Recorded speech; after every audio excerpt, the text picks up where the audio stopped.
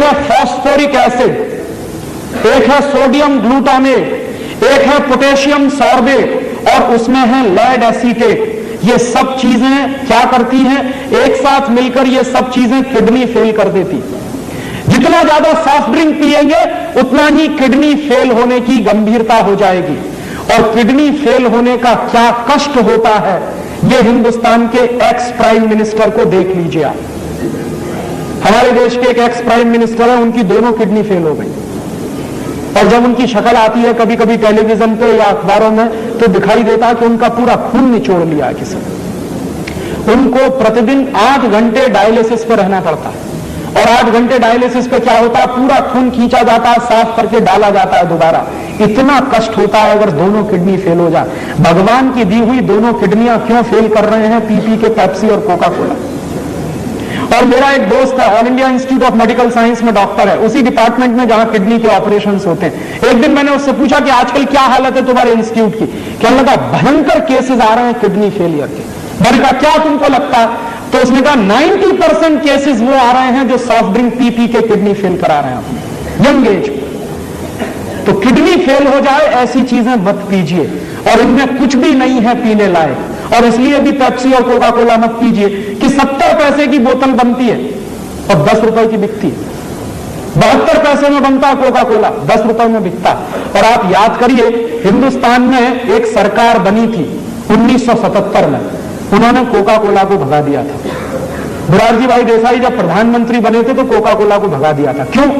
एक बार मोरारजी भाई देसाई ने कोका कोला की फाइल मंगाई थी।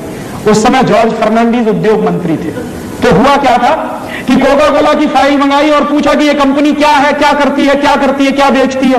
तो पता चला कि कोका कोला कंपनी आई थी 1966 में, 6.5 लाख रुपया लेके आई थी अमेरिका से। और जिस साल मोरारजी भाई की सरकार बनी थी उस साल कोका कोला कंपनी का नेट प्रॉफिट 18 करोड़ का था। तो मोरारजी भाई ने कहा ये करती क्या? पानी बेचती। उस पानी की हमको जरूरत है कि नहीं? बिल्कुल जरूरत नहीं। तो उन्होंने कहा भगाओ उसको, हमें इसकी कोई जरूरत नहीं।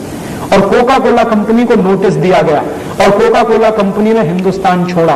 बिना 1 पैसे का मुआवजा दिए हुए कोका कोला को भगा दिया था हिंदुस्तान से। वही कोका कोला फिर घुस गया है इस देश में, और उसके बाद अब पेप्सी कोला भी घुस गया। और ये क्या कर रहे हैं? एक साल में पेप्सी कोला कंपनी का नेट प्रॉफिट 240 करोड़ रुपए का है, और कोका कोला कंपनी का एक साल का नेट प्रॉफिट 260 करोड़ रुपए का है। एक साल में इन दोनों कंपनियों का 2000 करोड़ रुपए का सॉफ्ट ड्रिंक बिकता है हमारे मार्केट में। पैसा बर्बाद हो रहा है। और पहले क्या था कि कुछ हमारी स्वदेशी कंपनियां भी थी, अब इन दोनों कंपनियों ने सबको हड़प लिया।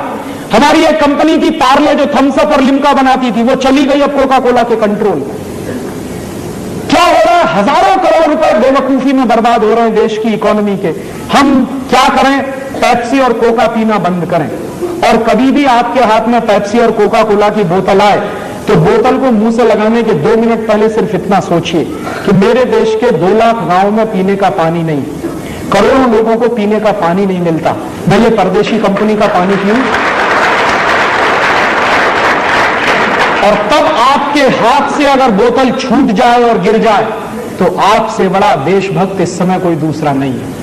मेरे लिए देशभक्ति की अब एक ही परिभाषा है कि आप अगर विदेशी कंपनियों का माल खरीद रहे हैं और पैसा देश के बाहर जा रहा है और ऐसा सामान खरीद रहे हैं जिसकी हमको कोई जरूरत नहीं है, तो मुझे आपकी देशभक्ति पर संदेह है। तो ऐसा काम मत करिए, हिंदुस्तान को बचाना है। क्यों? क्योंकि ये कंपनियां हर साल हमारे देश से 70,000 करोड़ रुपए लूट कर ले जाती हैं। कोई टेक्नोलॉजी नहीं है, कोई रोजगार नहीं मिल रहा है, उल्टे बेरोजगारी इस देश में बढ़ रही है। तो ऐसे समय में हमको एक एक पाई बचानी है इस देश की। तो आपको मैं ये निवेदन करने आया कि अपने घर से ये अंग्रेजियत भगाइए, माने विदेशी कंपनियों के सामान खरीदना बंद करिए और ज्यादा से ज्यादा बन सके उतने वो सामान खरीदिए जो प्रकृति से सीधे मिलते हैं, ताकि पैसा किसान